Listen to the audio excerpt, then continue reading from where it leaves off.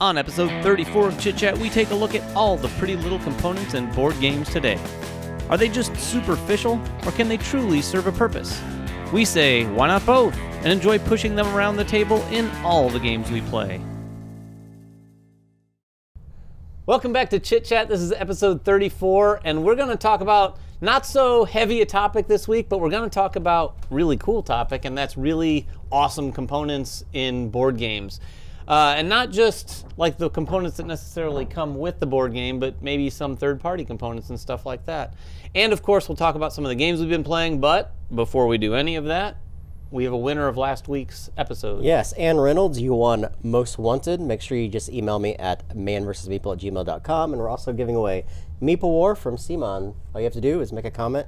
You're entered to win. There you go. Awesome. All right, who wants to start here? I mean, also, like, when it talks about components, I mean, there are just so many cool components. So I'm going to talk about one that is in my head right now because it's a pretty recent game, and that's Coimbra. Coimbra comes with these little, almost like dice holders that look like castles that just, it's so satisfying the way they hold those dice. They're very bright and colorful, and they're integral to the game, really. Mm-hmm. I mean, they serve a huge function. And when it comes to components, I like them to look pretty and be kind of like chunky and fun to play with. But at the same time, if they're completely not needed for the game, like I don't have a purpose for that. Sure, you want them to be functional and not just pretty. Like, you know, there's games that have big miniatures that kind of sit there, and that's cool too, but they don't serve a purpose necessarily. Right, like first player markers. I'm like, okay, cool, Yeah. A big first player marker, but it doesn't do anything, right? We'll just keep going around table. We could talk about components all day. I picked Santorini for the simple fact that I'm trying to take I'm trying to take the art out of it. I'm trying to take the graphic design out of it. Although those are parts of the components, I want to feature like the island that you play on, like that, and the actual the buildings that you're constructing. It's really fun. Like, it just brings you into the element. It gives you that flavor that you are building this area while you're moving these components around. It's a real joy, and it's just a beautiful looking package. You could leave it out and feel good about leaving it out. In fact, I've actually created like a 3D diorama of that and lit it up with Christmas lights on the inside, just because it's such a cool looking game, right? Yeah, that's a good point you made about leaving a game out. I don't know, this is kind of a sidetrack, but that game Quarto that I've brought up many times before, this is kind of old school in that it's not really components in the traditional sense, or at least in the enthusiast sense, but they're nice big chunky wooden pieces, and you can leave that game out on the table and just enjoy it as sort of a centerpiece. But in terms of more modern games, and this is one of the games that I've mentioned before, it's one of the first games I played in the enthusiast realm, and that's Seasons. Seasons has the chunkiest of dice. Like, I don't think, I can't think of another game that has chunkier dice than Seasons. And we just played it recently, and I had forgotten how just fun to roll those dice were. And then on top of that, I mean, all the components are really nice, and it has a nice presentation, but we'd recently also gotten some third-party tokens to represent the, is it the energy or the? Yeah, that's from actually BGG. Yeah, from BGG, and those are super nice. They kind of match the dice more so than the cardboard. So that's another game that I really think the components make the experience of playing a lot nicer. Yeah, absolutely. I mean, I would say another game that could easily be set out, and I've heard people say this, they don't want to put away, is Everdell because of the tree. But I'm going to go to a very specific component, and that is the berries. Yes. Berries Everybody's like, awesome. you can't help but like want to squish them. Yeah, you do. Yeah, They feel like little erasers that you'd collect. I wonder if anyone's actually cut one of those open to see what's on the inside. I bet they are now. I gotta say, I'm actually really excited to see what Pearlbrook brings with the, like, because I know we just saw prototype components that were just hobby items, but just to see what they do with that, because I imagine those will be just as lovely. But I don't know that anyone's ever gonna quite top that little berry. It was really lovely. Neat. No, that is pretty cool. Well, I think I would assume that we'll see similar components in some of their upcoming games, right? Yeah. Yeah, those berries are pretty cool. So my next one is a Kickstarter game that is Rising Sun, and I'm talking specifically about the Collector's Daimo Edition. When you open that up and see the components, the quality of the minis, the quality of those little flags, but most specifically the action tiles. They're the mandate tiles. The mandate tiles. They're like these almost domino size.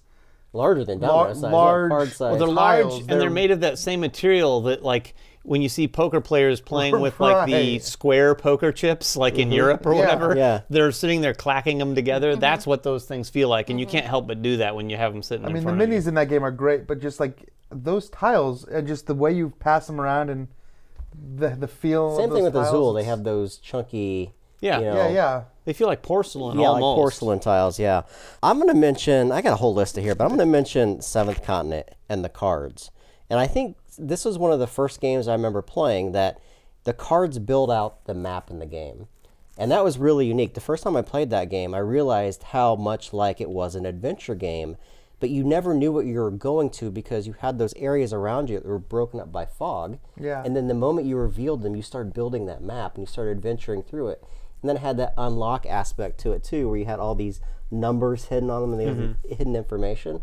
Like you said, you're building out this map. I mean, each card in and of itself is something to interact with, but then I think that maybe taps into the video game feel that we have of where you're uncovering the fog of war kind of thing and building this whole world. Yeah, that I haven't played it that much, but yeah, that's a good example. It's kind of a unique example. I mean, like probably a more traditional example for me for like awesome components. It kind of comes down, like you mentioned the board in Santorini earlier, like, and that's maybe a stretch of components, but like, and you also mentioned Azul, and I will say Azul, for the same reason you mentioned Rising Sun, has incredible appeal. Like, and it's this sounds kind of silly, but the tactile feeling of holding certain types of components and like the berries you mentioned, where it doesn't even matter what it looks like. Someone holds it and goes, oh, wait a minute, what is this made of? Like the substance that they're using to make it makes a big difference. You'll see that in a lot of things. Not quite like the berries, but like Wingspan is another one where those little eggs. They're wonderful. They look like little candies. They shaved off the bottom so they stood up on their ends. They use multiple colors, and while the texture too. It has a dry, matte finish to it. It feels like a shell. It really does. If those had been cardboard cutouts, I don't think that game would have the appeal that it has right now. Oh, no.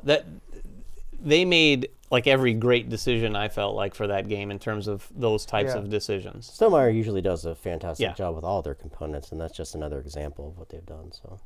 So for me, the newer addition to Tiny Epic Games, which are the item meeples, I think are just wonderful. The fact that no one had come up with that before, and just how wonderfully they've built it into their games. Yeah, mechanically. Yeah, mechanically, and the fun they have with it, with the stretch goals too, because I think when I got Defenders, it had like the Doc Ock arms, which was just kind of fun to have. It's just really nice. And we saw that first come up with Quest, I think, with the, and all the little fairy and the little swords, and it just expanded from there, and I'm excited to see where it's going to go. We saw some really cool stuff happen with mechs, with the mech suits. So I think just a really fun component and something I enjoy. Obviously, love taking pictures of that kind of stuff as well. Yeah, they're just fun to. They're almost like toys too, right? Like you get that little. Well, sure, yeah, absolutely. You can't play Tiny Epic Mechs without picking it up one time and going, like moving it around, or the Zombies game for sure. One more I want to mention is dice, and I'm not sure which company. I think Destiny did this first, but there's something really cool with the new heat sink dice where they're baked into the die themselves. I'm not going to mention Destiny. I'm going to mention Too Many Bones.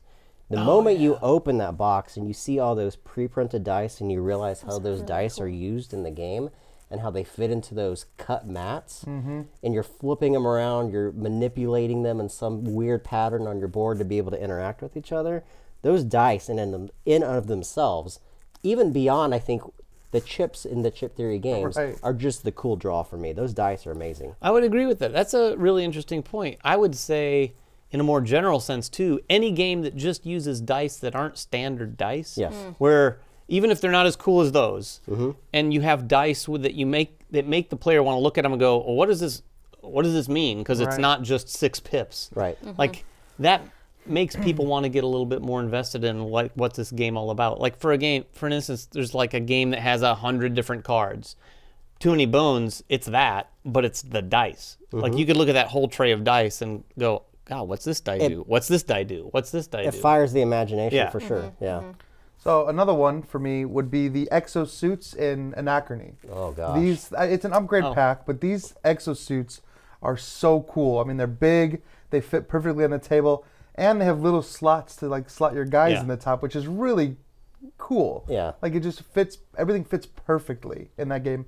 Plus, I don't paint a lot of minis, but I've like seen painted versions, and there's so much detail to these minis that really they didn't have to do. Yeah. But they're awesome. So, does anyone have any I do have one more. I want to Okay. I've got a ton of them.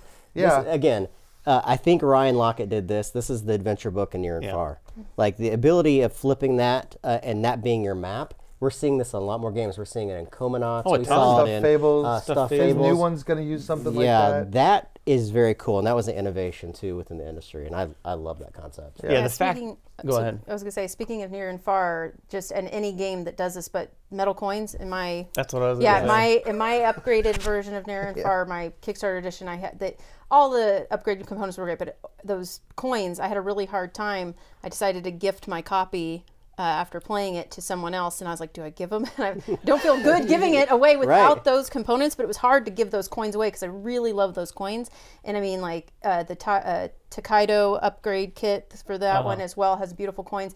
Good metal coins in a game goes so far for me. I'm the first to admit, when I sell my Kickstarter versions, if there's ever a game that I Kickstart and I get all those premium components, and it has the original components, also the original components, and keep those. Yeah. I don't ever want to use them in another game because it's hard for me to pull Dinosaur Island has those like Oh hefty yeah, those are great. like they're brightly colored. They're really like. Well, the dice in that is nice too. That's true. They have the big thick dice. Well, I wasn't thinking of anything specifically. I was just thinking of metal coins. Yeah, just metal metal, anything. Yeah. I will say this though. I have a kind of a love-hate relationship with metal coins. Like I love them when I'm like setting the game up and I'm like, oh, I love the feel of metal coins. But then when you're playing and literally everyone around the table is going ching ching ching like ching, the poker ching, thing. Yeah, I do. By the end of the game, you're like, can we stop messing with the metal coins? But yeah, it's so nice to have something like that in a game, and like almost any game now these days. Quick question: is there any components that you don't like in games? Is there anything that you open it up and you're like, oh, these? I'll tell you, anytime I open up a game and it's just like sheet and sheet of like punch board, I would just, What? I don't know. I love that. I love that. I love counting how many punch boards there are and seeing if it broke.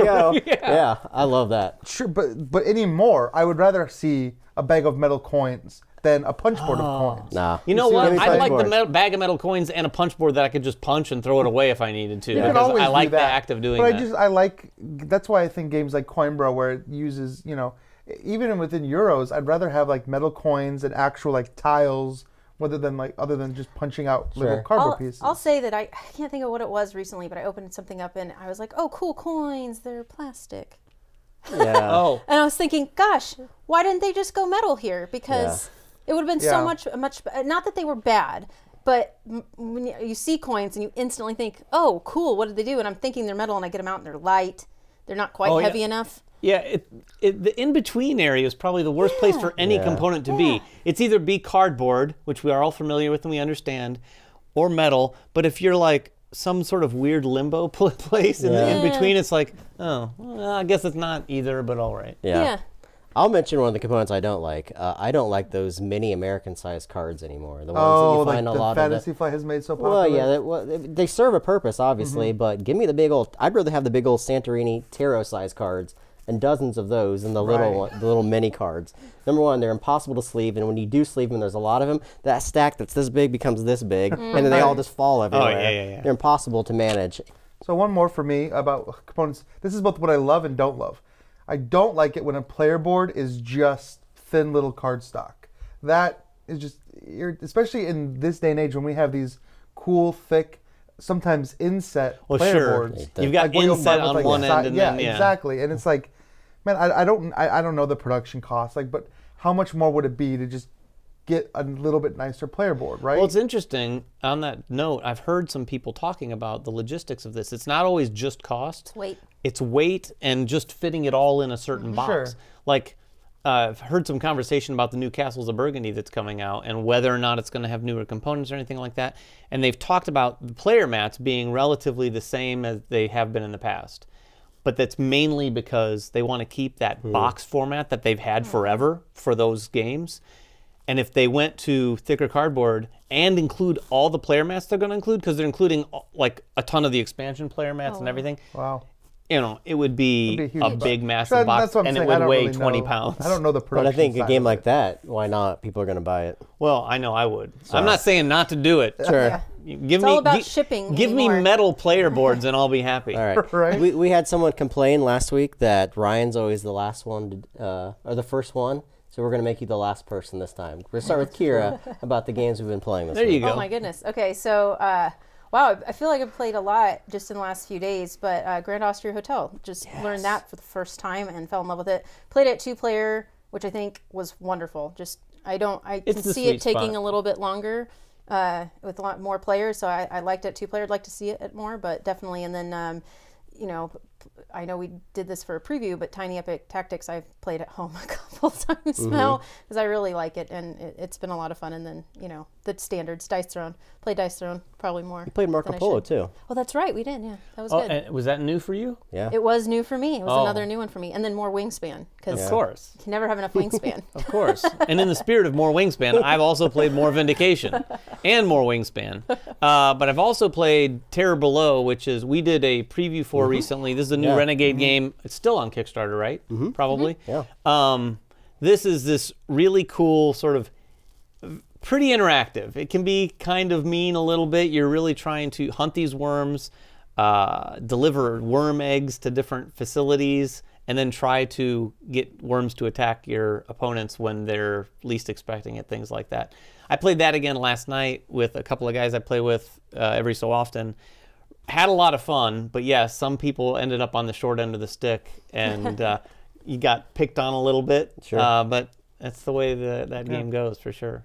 All right, 3 games I'll mention quickly. Paladins of the West Kingdom, which you'll be seeing a live stream from these two and myself next week on Wednesday. Fantastic game, probably my favorite Shim game so far.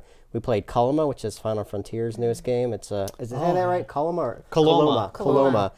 It is a city in California where I guess the gold rush may have started. Yeah, something like that. It's a really unique game that has a lot of synergy between the different things that you're doing. And it's a total point salad as well. You can score points all over the place. Really cool, in an interesting Euro with some interesting mechanics that I haven't seen. And then one more game I'm going to mention. It's not really a game, it's a book. It's called Hocus and Pocus. And a publisher reached out to us to take a look at these games. They're children's choose-your-own-adventure novels.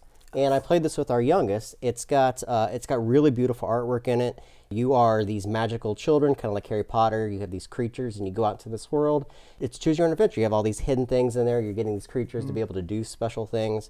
It's got math problems, which are very simple to solve. It's got some reading stuff. It's got some spatial element stuff. It's really, really interesting, and our youngest loves it. So we've been playing that the past couple of nights. I used to love puzzle books like that when I was a kid. Well, I wish we had puzzle books like the one I had. I would have it was amazing. Those.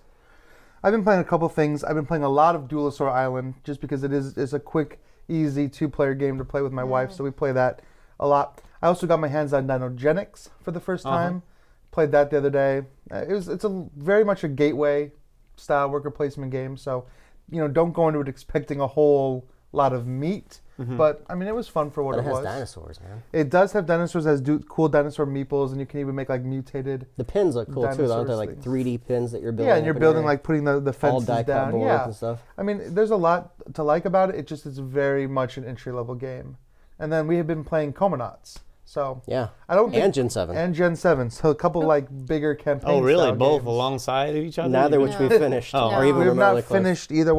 Comonauts it seems like it's a different experience because absolutely it's unlike any kind of game. The way you're moving through, again, that storybook kind of thing, and you're going through one world, you might realize that you're in the wrong world and you have to like take a portal to another world, and then like you're moving back and forth from all the different chapters. You're not just playing through one chapter in one game. So it's kind of unique the way they approach that. And Gen 7 were what, 4 out of the 7? 4 or 5 out of the 7. We're getting there. Yeah. I'm not sure if we'll finish it though. We'll see. We will see, right? Yeah. Well, that's what we've been playing. Remember to comment down below about games you've been playing, about components you think are awesome, about components you think are not so awesome. And you'll be entered to win a copy of Meeple War. And until next time, check us out on social media, all of them, including Instagram now, and we'll catch you then. Well, that's another episode of Chit Chat in the Bag. Thanks for watching. If you want to check out another one, there's probably one right over here in the bottom left-hand corner, or probably your right-hand corner. Whatever corner, we have something to click on. So click on one of these things and good things will happen.